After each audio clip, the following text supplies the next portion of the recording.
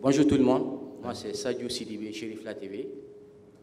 Moi j'ai deux préoccupations. La première, il s'agit de la situation du chemin de fer qui est à l'arrêt depuis plusieurs années aujourd'hui. Alors tout récemment, il y a eu une délégation ministérielle donc en Russie. Bon, je voudrais savoir concrètement, et après ce voyage, quel a été retenu concrètement et quel a été décidé afin de relancer le chemin de fer. Deuxième question, il s'agit de la diaspora aujourd'hui. Vous n'avez pas touché à ça. Est-ce que par rapport à cette question aussi, vraiment, les gens veulent savoir concrètement quelle est la situation de la diaspora malienne? Je vous remercie. Alors, chers confrères, on a dit une question par personne, donc veuillez vous conformer à cela. C'est bon? Donc c'est bon? Non, s'il a pris en compte vos préoccupations, ce n'est pas la peine. Merci beaucoup. J'allais poser la question sur la diaspora. Ok, parfait. Et de la façon suivante,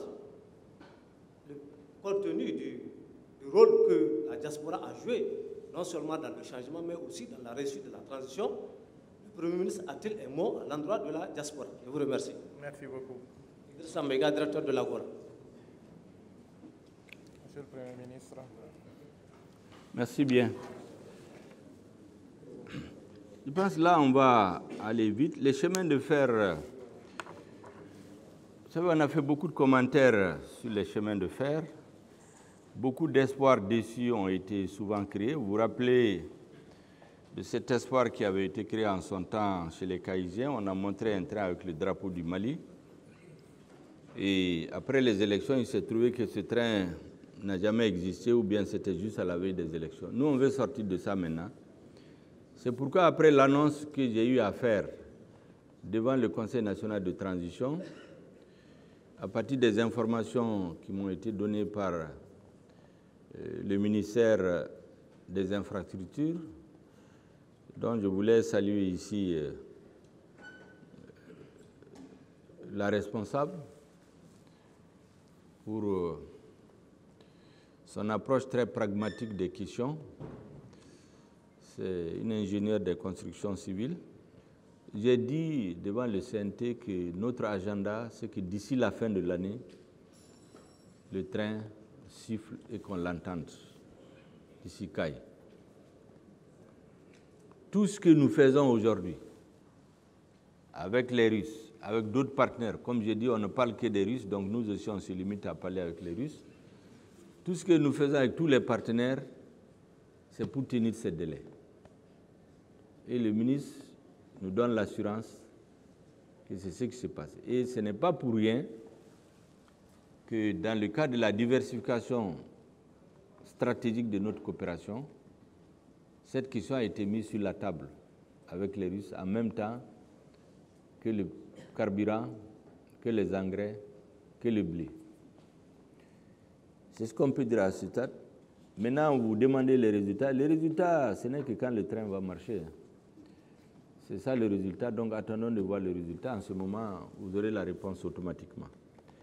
Concernant la diaspora, vous aurez remarqué, sauf en cas d'oubli qui est humain, je n'ai jamais parlé des acteurs à la base du changement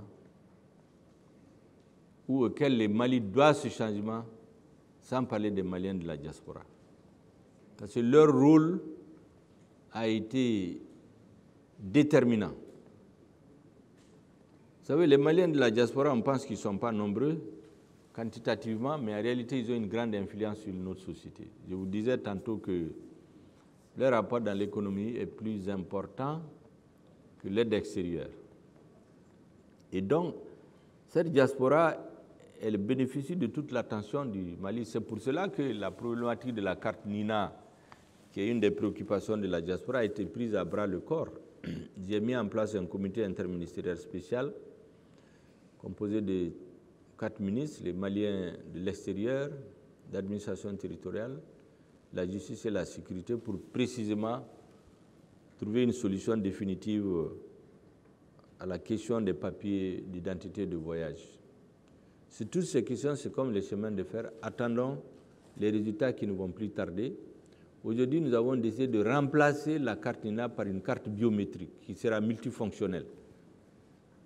celui d'identifier les citoyens, peut-être des documents de voyage, des documents pour voter et pour d'autres besoins d'identification des citoyens. Le ministère de la Sécurité et le ministère de l'Administration territoriale travaillent ardemment sur ces questions. C'est ce que je peux dire à ce stade et, comme vous le dites, remercier encore la diaspora pour sa contribution permanente et continue à la réussite de la transition. Merci bien.